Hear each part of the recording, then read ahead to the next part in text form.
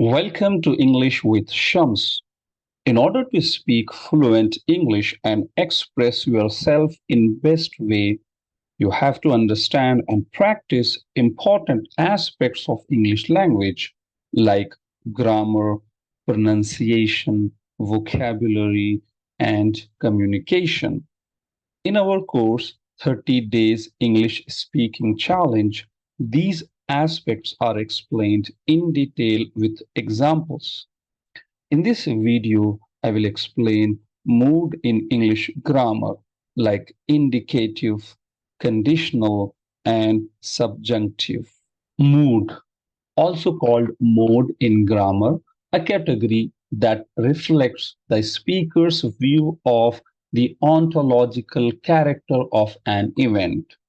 This character may be, for example, real or unreal, certain or possible, wished or demanded. Mood represents the intention of the speaker or writer in a sentence. It denotes if the status sentence is a request, order, suggestion, fact, or something imaginary. Mood is the mode or manner in which the action denoted by the verb is represented. Mood is a property of verb which shows the mood or attitude of the speaker. Mood is often marked by special verb forms or inflections, but it is sometimes expressed by a single word or phrase based on whether verbs express facts, commands, questions, surprises, possibilities, wish, or conditions. Moods are categorized into various groups like indicative mood, interrogative mood, conditional mood, imperative mood, and subjunctive mood. In the next slides, each type of moods will be explained in detail with examples. Indicative mood, also known as declarative mood. Indicative mood expresses facts, opinions, and general statements.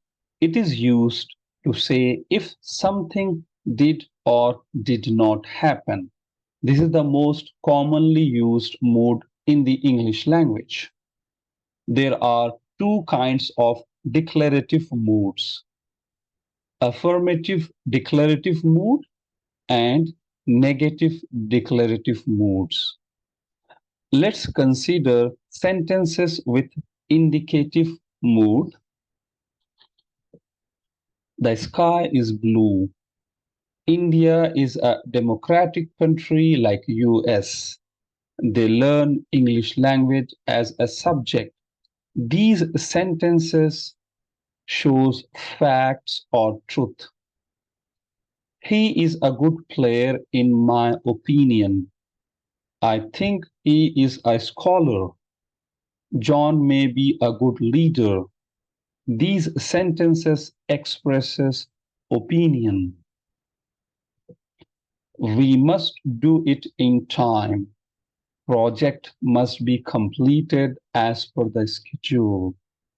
These sentences show promises. I do hereby authorize you to apply for bank loan. I did see him in the head office. These sentences reflect emphasis. John will lead the team soon. Please be ready with the presentation. Interrogative mood. The interrogative mood is expressed through interrogative sentences. It indicates that it is a question with the motive of deriving an answer, short answer or long answer.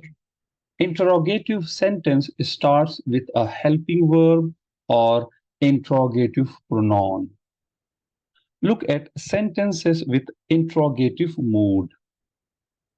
Do you learn English language for better communication and prospects? This question is answered as yes or no. That is short answer. Why do you learn English? This question is answered with explanation. That is long answer. Similarly, didn't Team India perform well in last Olympic Games? Why didn't Team India perform well in last Olympic Games? Will you be available for the meeting? When will you be available for the meeting? Conditional mood. The conditional mood indicates the condition under which a particular course of action might or might not take place. Conditional mood is used to express a hypothetical or uncertain situation that is often dependent on a certain condition or circumstance. It is used to express a situation that is not necessarily real or has not yet happened, but may happen in the future. Conditional sentences usually consist of two parts: the if clause, which expresses the condition, and the result clause, which expresses the hypothetical consequence that would follow if the conditions were met. There are different types of conditional moods. Zero conditional mood. We use zero conditional to express a general truth such as scientific facts, typical behaviors, explanations, guidelines, advice, orders, or instructions. For example, if you heat water to 100 degrees Celsius, it boils.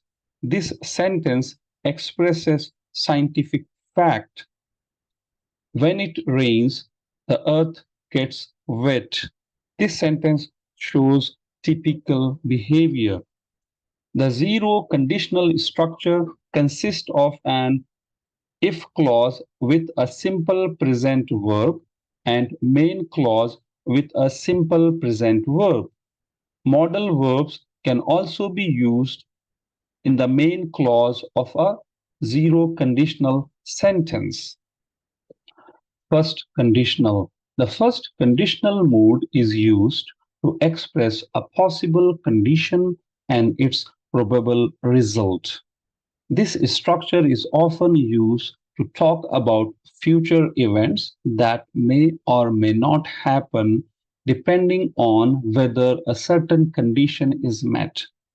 Take a look at the examples. If he eats too much, he gains weight soon. If you are happy with him, I will accept your marriage. Structure of first conditional. If clause in the first conditional mood can be in different present forms, and the verb in the main clause can be in future tense or a modal. Second conditional. The second conditional is used to express hypothetical situations that are not real or are unlikely to happen. This structure is often used to talk about dreams or situations that are imagined but not currently happening. Let's consider following examples. If I won the lottery, I would travel the world. If I were your dad, you would have to be home at 9 p.m. Structure of second conditional. In the second conditional mood, the verb in the if clause can be in the simple past, past continuous, or past modal form. The main clause can be constructed using past modal verbs together with a bare infinitive. Third, conditional. The third conditional mood is used to express hypothetical situations and their results that are unreal and impossible to happen because they pertain to events in the past that cannot be changed. For example, if she had taken her pills on time, she might have been alive now. John could have been here if he had not missed the flight. Structure of third conditional. In the third conditional mood, the if clause can contain a past perfect or a past perfect continuous verb. In some cases, could have plus part, past participle can also be used in the if clause.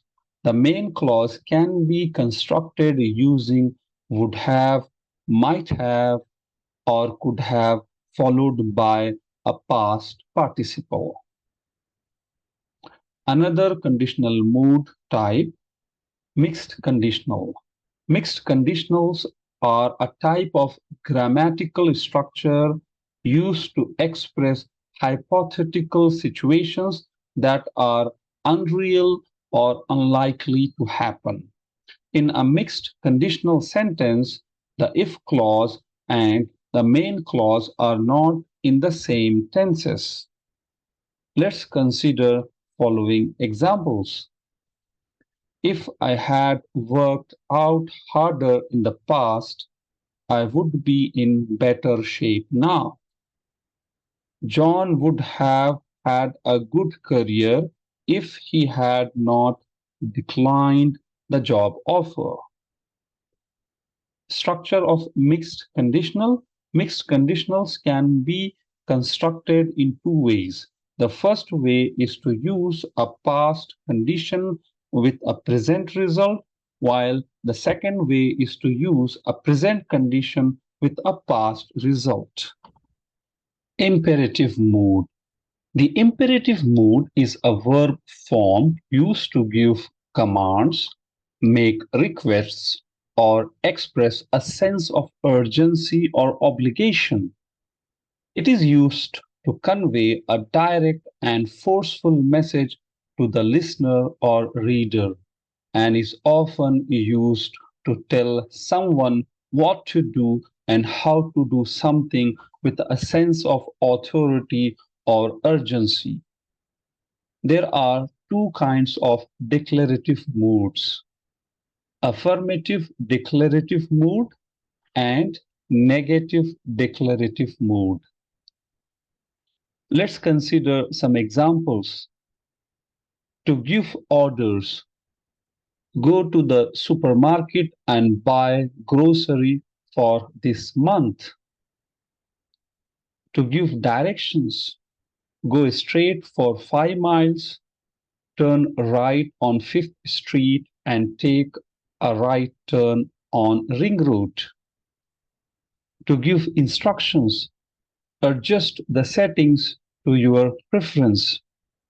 To give advice or suggestion: consider your options carefully before making a decision. To give warnings: take shelter, a storm is coming. To make a request: please submit your project report by EOT.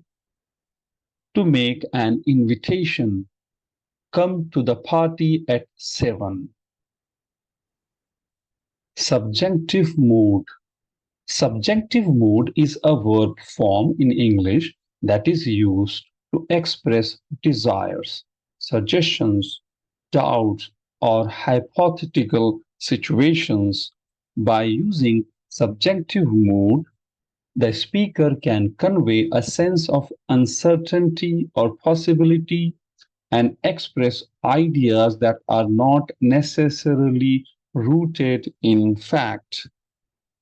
Rule: in present subjunctive mood, First form of the verb is used if the sentence or clause is in active voice. In present subjunctive mood, third form of the verb is used if the clause after word that is in passive voice. Types of conjunctive moods. Backshift. When using some subjunctive mood, verbs often change form. This process is commonly referred to as backshift. Here are the changes. Helping verbs am, is, are changed to be, has changed to have, was changed to were. Let's consider some examples. You are confident. Subjective mood of this sentence, I suggest that you be confident. Similarly, she has an engineering degree. Subjective mood of this sentence, I suggest she have an engineering degree. I was happy. I wish I were happy. He exercises every day.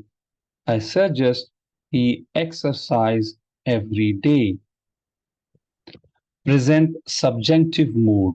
If you prefer not to sound formal, you can use modal verb should and for followed by a pronoun or object followed by to infinitive. For example, it's important that she be there. Present subjunctive mood of this sentence, she should be there. It's important that she be there. It's important for her to be there. Past subjunctive mood.